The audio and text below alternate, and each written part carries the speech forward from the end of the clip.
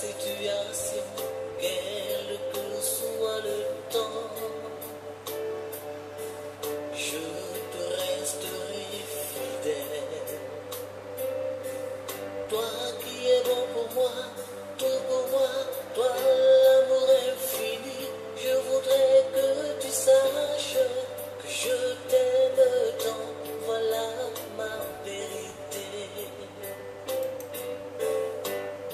Je voudrais te dire toute la vérité.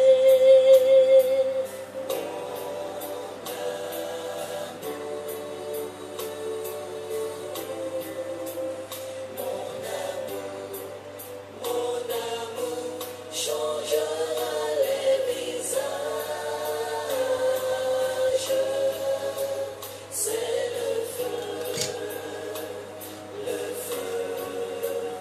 de mon Dieu. Oui, je suis tombé amoureux de toi, Seigneur. Et ce n'est que le début. Je voudrais te dire toute la vérité.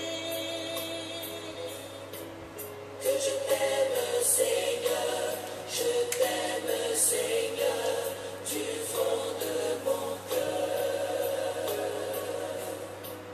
Du fond de mon cœur, je t'aimerai toujours, c'est la vérité.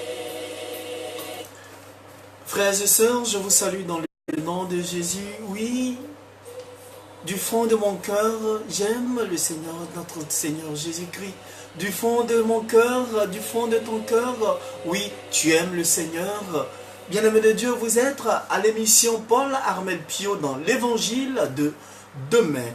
Aujourd'hui, le thème qui est soumis à notre méditation est tiré de l'évangile de Jésus-Christ selon Saint Marc, chapitre 10, versets 1 à 12, qui dit « Ce que Dieu a uni, que personne ne le sépare. » Je répète, « Ce que Dieu a uni, que personne ne le sépare. » Suivez mon regard, toutes les personnes, je fais un gros coucou à toutes les personnes qui sont en couple, qui sont mariées. Shalom à vous, que Dieu vous bénisse, qu'il vous fortifie. Et aujourd'hui encore, nous faisons un clin d'œil sur la notion de vivre ensemble, la notion de l'union, la notion de, j'allais dire, la notion du couple. Bien-aimés de Dieu, oui, nous n'allons pas tarder, nous allons aller avec le test du jour pour essayer, comment dire, gagner en temps, en heure, pour comprendre ce que le Christ nous réserve encore aujourd'hui. Allons tout de suite avec le test du jour. Évangile de Jésus-Christ selon Saint Marc, chapitre 10, versets 1 à 12. En ce temps-là, Jésus arriva dans le territoire de la Judée, au-delà du Jourdain. De nouveau, des foules s'assemblèrent près de lui, et de nouveau, comme d'habitude, il les enseignait.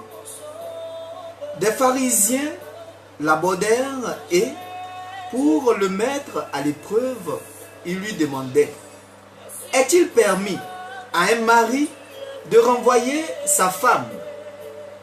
Jésus leur répondit: que vous a prescrit Moïse? Ils lui dirent: Moïse a permis de renvoyer sa femme à condition d'établir un acte de répudiation. Jésus répliqua: c'est en raison de la dureté de vos cœurs qu'il a formulé pour vous cette règle. Mais au commencement de la création, Dieu les fit hommes et femmes. À cause de cela, l'homme quittera son père et sa mère et s'attachera à sa femme. Et tous deux deviendront une seule chair. Ainsi, ils ne sont plus que deux, mais une seule chair. Donc, ce que Dieu a uni, que l'homme ne le sépare. Dieu, de retour à la maison, les disciples l'interrogeaient de nouveau sur cette question. Il leur déclara, celui qui renvoie sa femme et en épouse une autre devient adultère envers elle. Si une femme qui a renvoyé son mari en épouse un autre, elle devient adultère. Acclamons la parole de Dieu. Louange à toi, Seigneur Jésus. Alors, frères et sœurs, voici le texte qui est soumis à notre méditation. Et voici que, j'allais dire, le thème nous donne, oui, la latitude de comprendre plusieurs points. Plusieurs points sur l'amour, l'union du Christ avec le Saint-Esprit et Dieu. Et nous voyons aussi l'importance de l'homme et la femme et l'union entre l'homme et la femme. Bien-aimés de Dieu, oui. Voilà que les pharisiens vont encore essayer de mettre le Christ à l'épreuve. Frères et sœurs, qu'est-ce qu'il faut comprendre encore? Oui, shalom à toi, ma tata Coran. Il faut comprendre qu'une fois de plus, les pharisiens qui vont tenter de mettre en difficulté le Seigneur Jésus-Christ par cette question en disant, est-il permis à un mari de renvoyer sa femme? Est-il permis à un mari de renvoyer sa femme? Jésus pourrait répondre à plusieurs questions. Il pourrait dire oui, bien sûr, comme il pourrait dire aussi non. Il serait alors vraiment considéré soit qu'il donne une réponse oui ou pas. L'essentiel, il faut comprendre que c'était, j'allais dire, un piège que, j'allais dire, ces pharisiens essayaient encore d'étendre à notre Seigneur Jésus-Christ. Mais le Christ, rempli de la sagesse de Dieu, va encore leur donner, j'allais dire, une colle. Vous comprenez? Dans les deux cas, il serait, j'allais dire, piégé. Comme souvent, notre Seigneur retourne la question, frères et sœurs, à ses contradicteurs. Eux s'appuient sur la loi de Moïse. Voilà que les pharisiens s'appuient sur la loi de Moïse. Plus exactement, sur une prescription provenant du livre du Deutéronome chapitre 24 à partir du verset 1. Vous voyez, qui reconnaît implicitement le divorce. C'est vrai que dans le livre du Deutéronome chapitre 24 verset 1, Moïse avait écrit en disant que si jamais un homme ou une femme, si un homme veut répudier sa femme, il faudrait qu'il écrit un acte de divorce. Mais dans quel cas Moïse a écrit cela? Christ va dire plus loin, il dit, c'est à cause de votre, il dit, c'est en raison de la dureté de vos cœurs. C'est pour cela que Moïse a écrit cela. C'est en raison de la dureté de vos cœurs que Moïse a écrit cela. Bien-aimé de Dieu, aujourd'hui, le divorce est devenu, j'allais dire, est devenu de l'amusement. Chacun se lève, il divorce quand il veut. Chacun se lève, il fait ce qu'il veut, frères et sœurs. Est-ce que c'est ce que Dieu nous demande? Est-ce que c'est ce que Dieu nous demande? Non. Frères et sœurs, le Christ, plus loin, Jésus connaît vraiment, il connaît vraiment bien la loi de Moïse. Oui, il le connaît. Eh bien, il amène ses auditeurs au-delà de la question en revenant au projet de Dieu pour l'humanité. Or, le projet de Dieu pour l'humanité, frères et sœurs, vous et moi, nous connaissons. Au commencement, il rappelle le sens de l'homme pour Dieu. Oui, il rappelle le sens de l'homme pour Dieu. Il rappelle encore que le Père nous crée hommes et femmes, chacun à égalité. Chacun dans son altérité ou encore dans sa différence et ses propres qualités. Il faut bien écouter. Dieu, quand il nous créait, ce n'est pas égalité. Il n'a pas dit, il n'y a pas eu de distinction, frères et sœurs. Il faut comprendre encore que par cette réponse, Jésus montre ainsi, et cela a été révélé par le groupe, les personnes qui étaient autour de Jésus, qu'il met l'homme et la femme sur le même plan. Le même plan, j'allais dire encore, le même point d'égalité, ce qui vient à remettre en cause une nouvelle fois les pratiques de l'époque où l'homme pouvait, j'allais dire, répudier son épouse. Frères et sœurs, et les pratiques de l'époque, c'est ce que nous vivons aujourd'hui dans notre société. Celui-là se lève, je divorce. Il y a tellement de divorces quand vous allez à la justice, tellement de listes de divorces. Et tout cela, c'est dû à quoi? C'est dû à quoi? Incompréhension. Incompréhension. Manque de communication. Frères et sœurs, on ne divorce pas, on ne se marie pas pour divorcer demain. Mais le Christ nous interpelle. Il ajoute, frères et sœurs, à l'image de Dieu, il crée. À l'image de Dieu, on a été créé. À l'image de Dieu, Dieu va créer encore le monde. Dieu crée l'homme et la femme.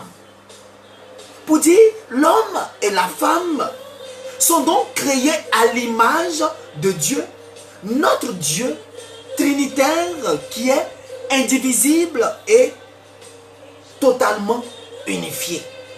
Vous voyez, notre Dieu trinitaire, c'est-à-dire Dieu le Père, Dieu le Fils, Dieu Esprit Saint, trinitaire, indivisible et unifié. Et c'est ce que nous devons comprendre. Vous, nous, c'est ce que nous devons comprendre. Jésus précise que l'union de l'homme et la femme qui ne font plus que est comparable à cette unité divine. Vous voyez, l'union entre l'homme et la femme est comparable à cette unité divine. Or, cette unité divine, c'est quoi? C'est l'unité entre le Père, le Fils et le Saint-Esprit. Les trois là ne sont pas divisés. Les trois là ne peuvent pas être divisés. Frères et sœurs. Et c'est ce que nous devons comprendre. Donc, Dieu étant indivisible et indissoluble, le mariage est en conséquence amené à l'être également indivisible et indissoluble. Frères et sœurs, vous qui vous mariez et puis demain vous commencez à divorcer là. Frères et sœurs, réfléchissez. Réfléchissez bien. Tu finis de l'épouser, vous allez bien finir de faire des promesses et puis demain vous partez divorcer. Réfléchissez. Ce n'est pas ce que Dieu demande. Ce n'est pas ce que Dieu demande. Frères et sœurs, on ne se marie pas pour divorcer. plus tard. Car il faut comprendre que le mariage est un sacrement. Le mariage est sacré. Sacrement, c'est-à-dire un rite sacré institué par Jésus pour produire, ou j'allais dire encore, augmenter la grâce dans les âmes. Je reprends. Le mariage est un sacrement. Donc, il est sacré. Alors, le sacrement est un rite, j'allais dire sacré, institué par Jésus pour produire ou augmenter la grâce dans les âmes. Donc, vous comprenez, vous convenez avec moi que le mariage, qui est un sacrement, qui est sacré, ce que Dieu a uni, personne, même l'homme, ne peut séparer. Vous voyez, c'est sacré. C'est sacré, frères et sœurs. Et vous avez cette manie-là de tout faire pour détruire ce que Dieu a sacré. Bien-aimés de Dieu, faisons attention.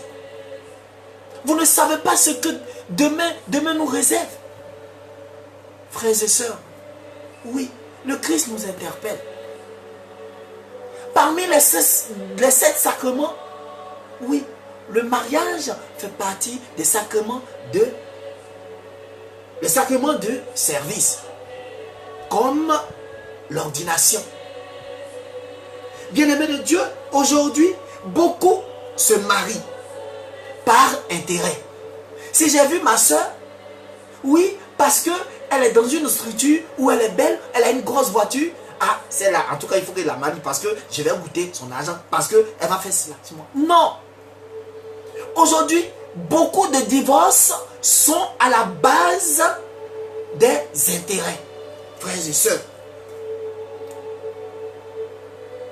Ce n'est plus par amour, bien-aimé de Dieu, mais plutôt comme il ou elle a une bonne situation, alors je vais rester avec lui, mais nous oublions que tôt ou tard,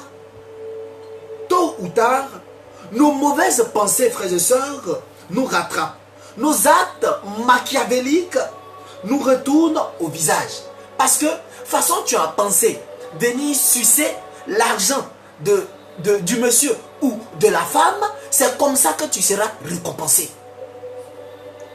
On ne se marie pas par intérêt. C'est pour ça qu'on vous demande, est-ce que quand il faut d'abord faire la dot, aujourd'hui c'est vrai que la dot, c'est pas obligatoire. C'est pas moi qui l'ai dit, c'est dans les lois. C'est pas moi qui l'ai dit. Mais il y a tellement de divorces aujourd'hui qu'on ne sait même plus où les gens vont mettre la tête, bien-aimés de Dieu. À cet égard, bien-aimés de Dieu, Saint Jean Chrysostome va affirmer, quand le mari et la femme s'unissent dans le mariage, ils n'apparaissent plus comme quelque chose de terrestre. Oui, il dit quand l'homme et la femme s'unissent dans le mariage, ils ne sont plus vus comme quelque chose de terrestre, non, mais comme l'image de Dieu lui-même. Donc vous voyez, lorsque une femme et un homme s'unissent dans le mariage, vous êtes vus comme quelque chose de sacré, que Dieu a sacré, que Dieu a mis en vous. Dieu, vous portez une grâce désormais. Et cette grâce doit être répandue partout. Et c'est cela. Et c'est ce que beaucoup doivent comprendre. C'est ce que beaucoup de couples doivent comprendre. C'est sacré le mariage.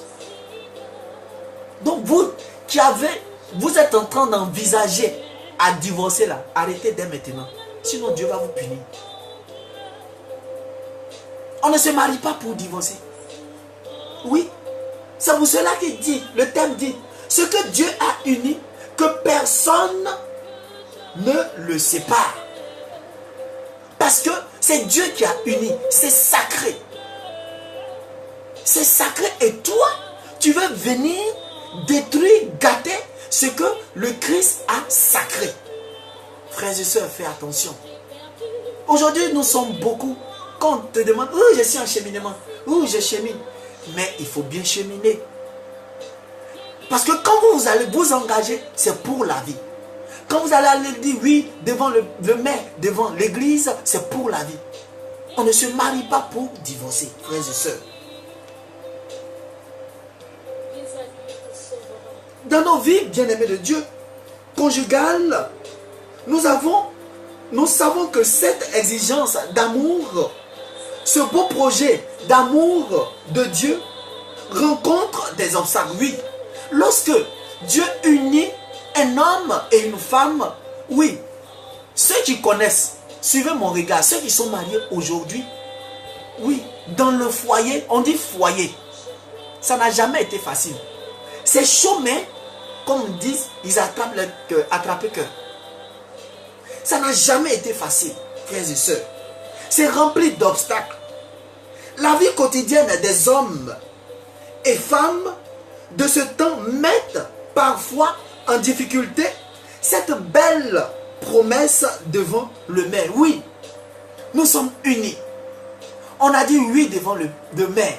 Nous avons fait cette belle promesse mais même devant le peuple de Dieu, où on nous demande pendant, j'allais dire, l'échange des alliances.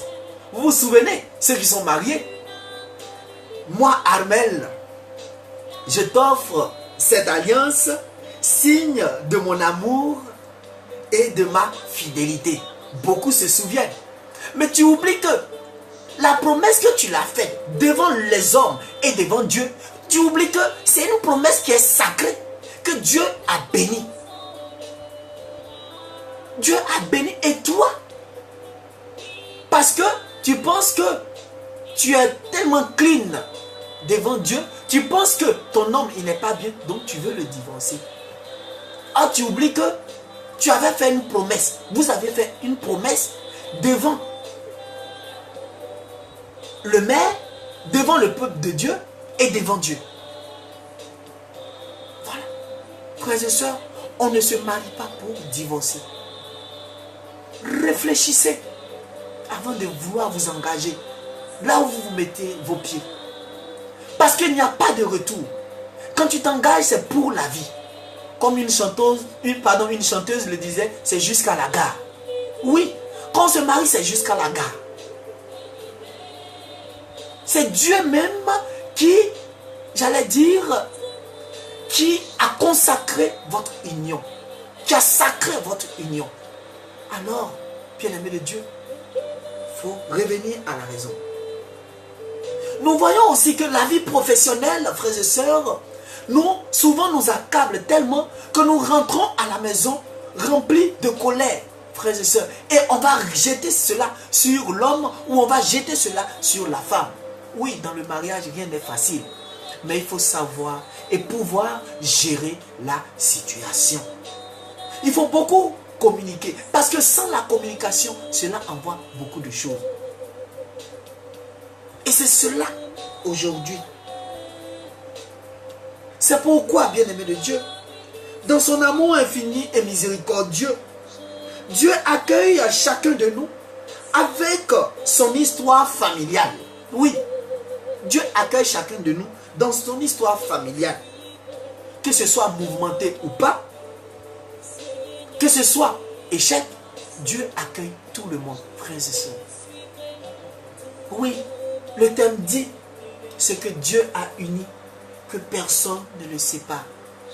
Frères et sœurs, vous qui êtes mariés aujourd'hui, je bénis le nom de Dieu pour vous. Vous qui êtes sur la voie du mariage, je rends gloire à Dieu pour vous. Rien n'est facile sur cette terre des hommes. Ce n'est pas parce que l'homme a fait une bêtise qu'automatiquement on va chercher à le blâmer, à divorcer. Non, discuter. Souvent, on discute, souvent, on s'énerve, mais on revient à la raison. Frères et sœurs, que ces moments de partage soient pour nous tous, ceux qui aspirent à la grâce du mariage, ceux qui aspirent, j'allais dire encore, à l'union que Dieu même a sacré, que toutes ces personnes-là demeure toujours dans l'amour de notre Seigneur Jésus-Christ. Et que toutes les personnes qui sont mariées, à mon frère Guy Michel, encore shalom à toi, heureux mariage, toi qui viens tout fraîchement, et encore que Dieu te bénisse. Toutes les personnes qui sont mariées, que Dieu vous bénisse, qu'il vous fortifie, et que votre mariage soit scellé dans le sang du Christ, et que tout ce que l'ennemi a prévu contre vous, contre votre foyer, contre votre mari, contre vos enfants, soit détruit et anéanti dans son sang au nom de Jésus. Que Dieu vous bénisse, qu'il vous fortifie. Vous étiez à l'émission Paul Armel Pio dans l'évangile de demain. Shalom à vous et restez toujours connectés. Le samedi, nous aurons un autre thème sur les esprits incubes et succubes, c'est-à-dire les maris de nuit et femmes de nuit.